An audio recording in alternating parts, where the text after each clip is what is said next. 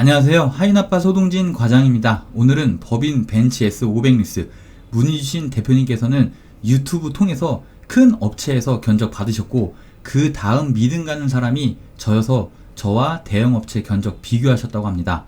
그런데 제 견적이 더 저렴해서 제 견적으로 출고하셨습니다. 실제 출고하신 견적서 영상으로 오픈해서 보여드리겠습니다. 대표님은 7월 25일 화요일 첫 연락을 주셨습니다. 말일이라 제가 바빠서 첫 견적서부터 승부 보려고 리스피, 리스 수수료, 영피인 거 다 보이게 해서 요청하신 3가지 견적서 다 드렸습니다. 그리고 이틀 후에 대표님께서 최종 진행하신다고 연락 주셨습니다. 아마 이틀 동안 비교 많이 하셨을 거고 고민도 많으셨을 겁니다. 그런데 제가 안내드렸던 차량은 제가 잡고 있던 차는 사실 하자가 있던 차량으로 큰 하자는 아니고요. 작은 하자인데 앞 좌석 휠에 스크래치가 있던 차량인데요. 사전에 대표님께 이 부분 고지해 드렸고요. 출고할 때는 교체하는 걸로 안내 드렸습니다. 이 부분 진행하신다고 해서 제가 다시 한번 고지해 드렸습니다. 여기서 하자가 어떻게 발생되는지 제가 설명드릴게요. 우선 현지에서 조립할 때부터 발생되는 경우가 있는데요. 조립을 하다가 기스가 나거나 기스 난 걸 조립하거나 둘 중 하나겠죠. 자, 그 다음 한국으로 들어오는 배에 실었는데 한 2달 정도 걸려요. 차를 고정하다가 기스 나는 경우가 있고 안에서 흔들려서 기스가 나는 경우도 있을 겁니다. 자, 이 상태로 실어서 이제 한국에 들어오는데요. 항구에서 검수하고 전시장으로 이동을 하는데요. 물론 그냥 이동을 하진 않고요. 이렇게 결함이 있는 차량들은 항구에서 PDI 검수 진행하면서 담당자가 문제를 발견하면 수리를 한 다음에 복원하거나 교체하거나 자, 해당 전시장으로 차를 이동시킵니다. 자, 그런데 문제가 뭐냐면요. 이 사실을 고객한테 고지하고 판매를 하냐, 고지하지 않고 판매를 하냐, 사실 이건 영업사원 재량이에요. 딜러사마다 좀 차이가 있어요. 어떤 딜러사는 반드시 말을 해야 되는 딜러사가 있고요. 어떤 딜러사는 고객한테 고지하지 않아도 판매가 가능한 딜러사가 있습니다. 이제 이게 좀 무서운 거예요. 자, 그래서 가끔 뉴스나 동호회 게시글 보면 이런 글들이 심심치 않게 올라옵니다. 얼마 전 신차로 출고했던 A씨는 주차 중엔 실수로 왼쪽 범퍼에 기스가 나서 덴트 업체에 수리를 맡겼는데 새로운 사실을 알게 됩니다. 고객님, 오른쪽도 수리 흔적이 있어서 차라리 통째로 진행하는 게 좋을 것 같습니다. 이렇게 라고 말이죠. 자, 그럼 고객 입장에서는 어떤가요? 내가 긁은 건 왼쪽인데 오른쪽도 수리한 흔적이 있다니 뭔가 찝찝하고 불쾌하고 미리 고지하지 않은 영업사원한테 화가 날 겁니다. 자, 그러면서 이 차에 대한 모든 부분이 의심되기 시작하고 스트레스 받을 수 있을 겁니다. 자, 하윤아빠 소동진 과장은 이런 부분 사전에 100% 고지할까요? 저는 당연히 100% 안내드립니다. 라고 말하지만 제가 100%로 말을 할 수밖에 없는 이유가 있는데요. 그 이유를 출고하신 견적서를 보시면 이해가 되실 겁니다. 견적서 통해서 제대로 말씀드리겠습니다. 대표님 출고 이야기로 돌아와서 진행하신다고 하셔서 23년 7월 27일 목요일 심사 서류 주셨습니다. 자, 심사 전에 저는 리스피, 리스 수수료, 영피인 거 인증 다시 한번 했고요.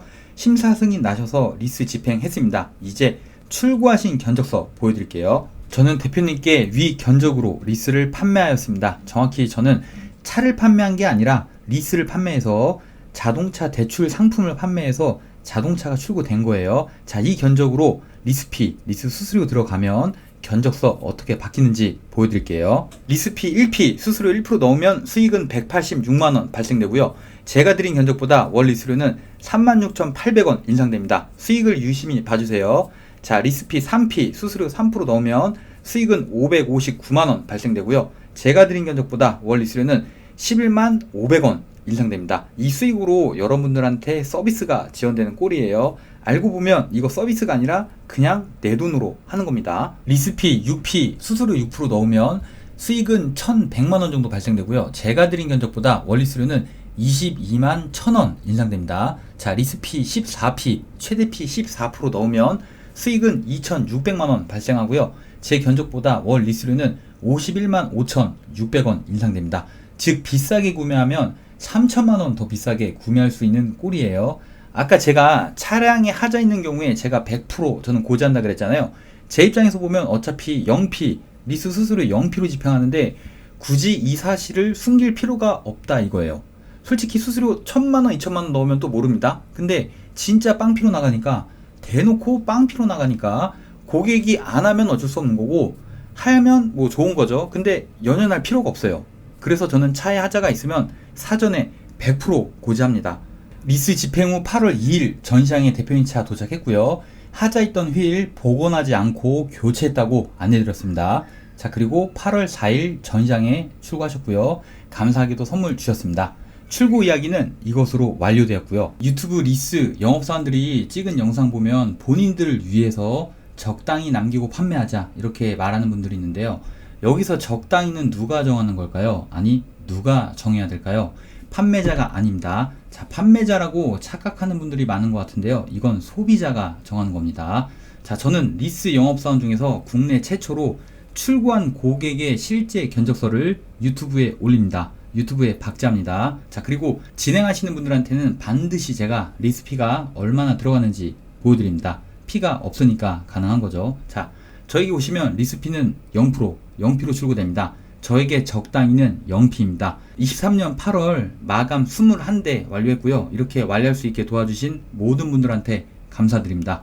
앞으로도 좋은 영상, 그리고 눈탱이 리스 위기에 계신 분들 저에게 연락 주시면 제가 다 구출하겠습니다. 어떻게? 모두 다 리스피 빵피로요. 자, 저는 다음 영상에서 찾아뵙겠습니다. 부족한 영상을 시청해 주셔서 감사합니다. 저는 하윤아빠 서동진 과장입니다.